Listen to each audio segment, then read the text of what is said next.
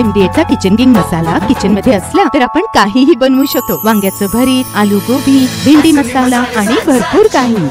MDH Ahilyadevi Holkar यांच्या 300व्या जयंतीच्या निमित्ताने या अहिल्यादेवी होळकरांच्या जन्मगावी जे आहे ते मोठ्या उत्साहामध्ये ही जयंती जी आहे ती साजरी करण्यात येत आहे।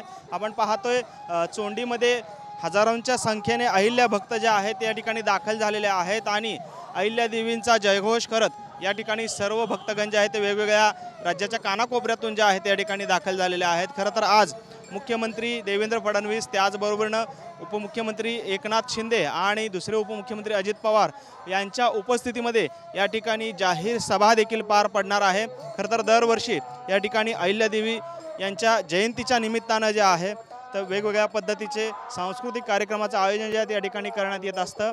आपण पाहतो या ठिकाणी राज्यातील वेगवेगळ्या भागातून आता अहिल्या भक्त जे आहेत त्या ठिकाणी त्यांच्या जन्मस्थळ असलेल्या वाड्यामध्ये या ठिकाणी त्या आलेल्या आपल्याला पाहायला मिळत आहेत आणि भव्य दिव्य असा हा अहिल्यादेवी होळकर यांचा वाडा आहे, त्यामध्ये त्यांचं पूर्णाकृती स्मारक देखील या ठिकाणी असल्याचं आपल्याला पाहायला मिळतं आणि या ठिकाणी 300व्या जयंतीचा वर्षभर जो आहे तो कार्यक्रम पार पडणार आहे। त्याची सुरुवात जी आहे ती या ठिकाणी आजपासून होते।